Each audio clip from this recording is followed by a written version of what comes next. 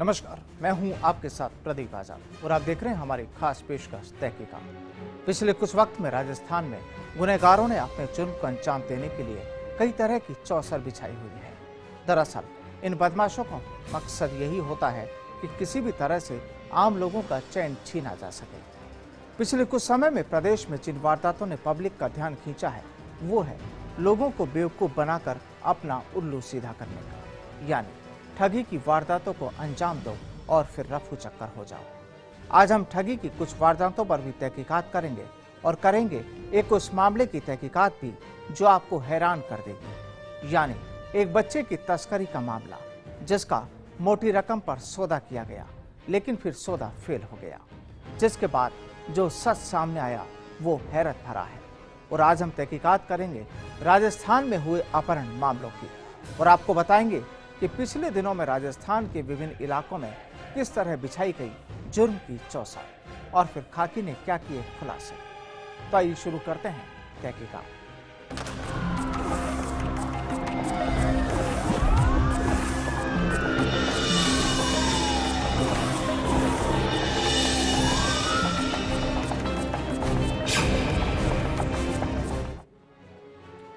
कहते हैं कि जुर्म करने वालों का कोई धर्म नहीं होता और ना उन्हें इस बात से कोई सरोकार होता है कि उनकी वारदात से किसी को क्या तकलीफ हो सकती है।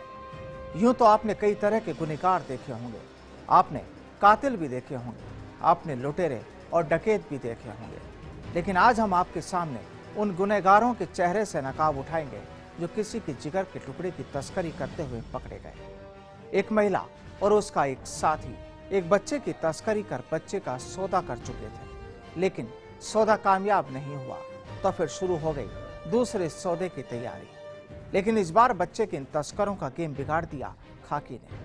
चलिए इस मुद्दे पर करते हैं तहकीकात और जानने की कोशिश करते हैं कि आखिर एक मासूम के सौदे की क्या है असलियत।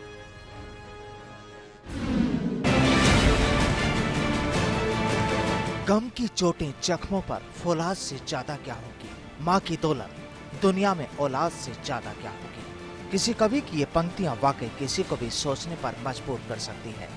8 मई को पूरे देश में लोग मदर्स डे मनाने की तैयारी कर रहे हैं, लेकिन इससे ठीक एक दिन पहले राजस्थान के उदयपुर में एक वो तस्वीर सामने आई जिसने हर किसी को हैरान कर दिया। यहाँ जुर्म की एक वो इबारत लिखी गई जिसकी तह तक जाने के लिए अब उदयपुर पुलिस को भी एक चुनौती के रूप में काम करना होगा। चलिए आपको बताते हैं वारदात की पूरी दास्तान।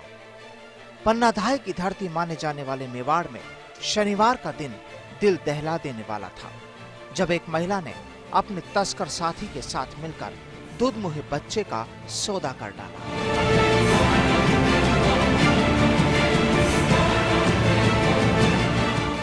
उदयपुर पुलिस की गिरफ्त में आए इस शख्स पर नजर डाली। इस शातिर का नाम है राजेंद्र। अब जरा इस महिला पर नजर डाल ली जाए। ये है गुजरात की रहने वाली ज्योति बहन।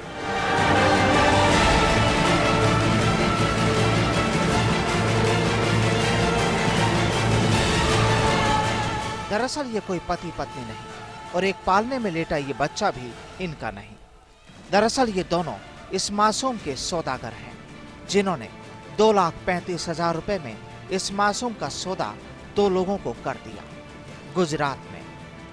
दरअसल इन दोनों के पास से पुलिस ने ये बच्चा बरामद किया क्योंकि यहाँ पुलिस को खबर मिली थी कि ये शातिर इस बच्चे का सौदा करने की फिराक में है। तहकीकात में सामने आया है कि उदयपुर के राजेंद्र और उसकी ये साथी ज्योति ने इस बच्चे का सौदा गुजरात के रहने वाले धवल और अंजू के साथ किया था।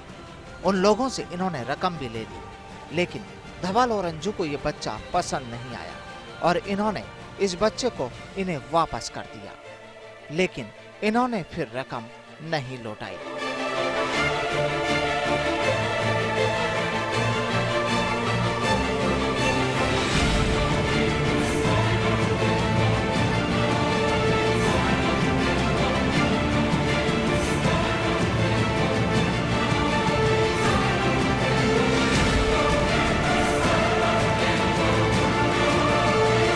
बच्चा 2,35,000 बेचने के बाद वो अरविंद भाई को घर पे ले जाने का समझ में नहीं आया। उसने बच्चे को वापस इनको कर दिया और मुझे मेरे पास से वापस कर दो। इस पर उन्होंने कहा कि पैसे तो वो धवल लेके चला गया है। इस पर बच्चे को वापस बेचने की फिराक में थे। इतने में सूचना मिले पर बच्चे को दस्तयाब कर महस आश्रम में रखा गया है और दोनों मुलजिमों को गिरफ्तार कर 10 तारीख तक पीसी रिमांड पर लिया गया है।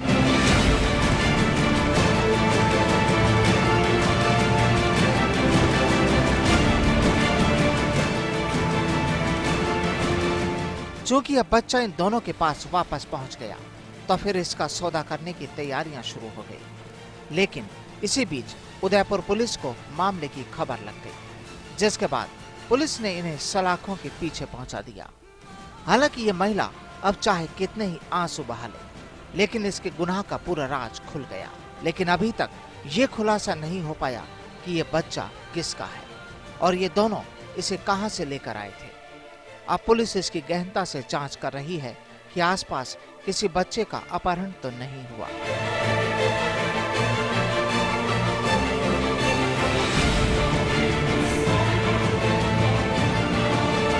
महिला बिछोलिया बीच में बच्चा अब किसका वो सामने नहीं आया है। जो बेचने वाला है धवल नाम का व्यक्ति और उसकी वाइफ है अज्जू, उन्होंने बेचा है। अब उनको उनकी तलाश कर अग्रिम अनुसंधान होगा कि वास्तविकता पता लग सके कि बच्चा वास्तव में किसका था।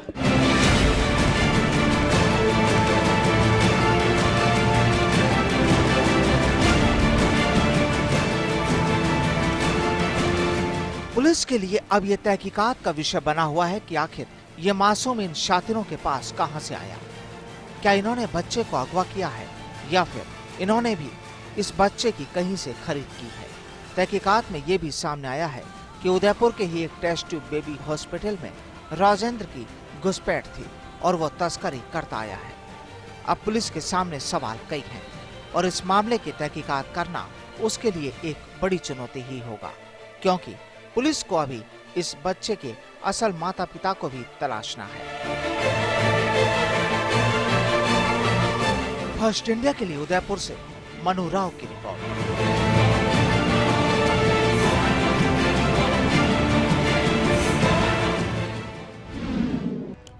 एक बच्चे के असल माता पिता की तलाश उदयपुर पुलिस के लिए बड़ी चुनौती से कम नहीं। लेकिन आपको बताते हैं कि किडनैपिंग के एक मामले में आखिर बीकानेर पुलिस ने किस तरह फहराया अपना परचम और किस तरह लिया गया अपहरणकर्ताओं को शिकंजे में। चलिए आपको बताते हैं वारदात की पूरी तस्वीर।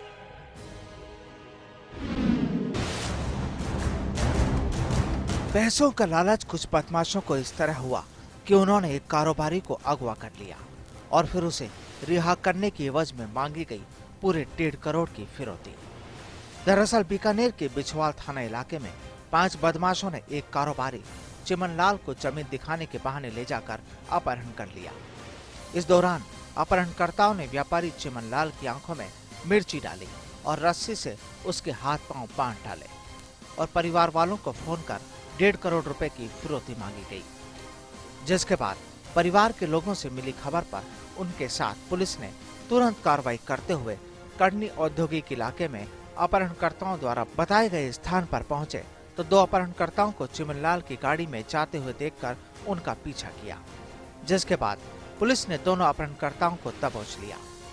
पुलिस ने दोनों अपहरणकर्ताओं से पूछताछ करनी शुरू की तो सामने आया कि 3 बदमाशों ने ईसीबी कॉलेज के पीछे एक रूम में चिमनलाल को बंधक बनाया हुआ था। पुलिस ने चारों तरफ से इस कमरे को घेरकर अपहरणकर्ताओं को गिरफ्त में ले लिया और कारोबारी चिमनलाल को बदमाशों की कैद से छुड़ा लिया। हम आपको पुलिस कार्रवाई के बारे में बताएं, इससे पहले जरा सुनिए पीड़ित की जुबानी वारदात की कहानी। उन्होंने फिर मेरे को पकड़ के आंखों में मिर्ची डाली, मेरी मिर्ची डाल के फिर एक रूम में लेके हाथ पैर बांध के आंखों में पट्टी बांध के मुंह में पट्टी बांध दी और फिर कमरे में ले जाके डाल दिया मेरे को। उसके बाद में 1 घंटा तक तो आधे घंटे तक तो कुछ बोले नहीं। उसके बाद बोले कि तू फिर रुपये की कितनी व्यवस्था करा सकता है। तो मैंने बोला कितने चाहिए, तो हमारे को 1.5 करोड़ रुपये थे। तो सुनिए आपने वारदात की दास्तां। अब जरा सुनिए कि पुलिस ने कैसे की अपनी कार्रवाई और कैसे रिहा कराया कारोबारी चिमनलाल को।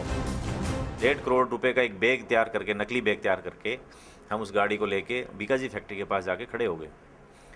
क्योंकि अपहरणकर्ताओं को काफ़ी सतर्क और सातिर थे, उधर से 2-3 चक्कर मारे तो हमें शक हो गया कि इस गाड़ी में ही अपहरणकर्ता हो सकते हैं। इस पर एक तरफ नाकाबंदी कर रहे श्रीमान सीओ साहब को इन्फॉर्मेशन दी गई कि इस गाड़ी को चेक किया जाए, तो श्रीमान सीओ साहब ने उस गाड़ी को रोक के और उसमें से 2 व्यक्तियों को धर दबोचा। उनकी सूचना पे करीब 2-3 घंटे तक वो रात के अंधेरे के अंदर हम अपहृत चमनलाल को ढूंढने में कामयाब हो पाए। वाकई यहाँ पुलिस ने हिम्मत दिखाई और वारदात का राजफाश कर दिया, लेकिन राजस्थान के जालौर के सांचौर थाना क्षेत्र के हड़ीचा से अगवा हुए 13 साल के भाविश का दूसरे दिन अभी तक पता नहीं लगा है। बदमाशों ने आदित्य के अपहरण के बाद उसी के फोन से 5 लाख की फिरौती मांगी थी, लेकिन अब उसका फोन ही बंद आ रहा है। फिरौती के लिए वापस फोन तक नहीं आया। मामले की पड़ताल के लिए स्पेशल पुलिस टीमें लगाई गई हैं, जिसमें जिले भर के पुलिस अधिकारियों को जांच में लगाया गया है। वहीं जोधपुर से सीआई भंवरलाल को स्पेशल इस मामले की जांच के लिए बुलाकर मामले की तहकीकात में लगाया है, लेकिन करीब 45 घंटे के बाद भी पुलिस के हाथ पूरी तरह खाली हैं। फर्स्ट इंडिया के लिए बीकानेर से विक्रम जगरवाल के साथ जालौर से मांगीलाल गहलोत की रिपोर्ट। एक तरफ बच्चे का सौदा तो दूसरी तरफ कारोबारी और बच्चे के अपहरण की दास्तान वाकई कई सवाल खड़े करती है हमारी सुरक्षा। तहकीकात में फिलहाल वक्त हो गया एक छोटे से ब्रेक का। ब्रेक के बाद आपको बताएंगे राजस्थान में ठगों की दास्तान के बारे में। लौटते हैं जल्द।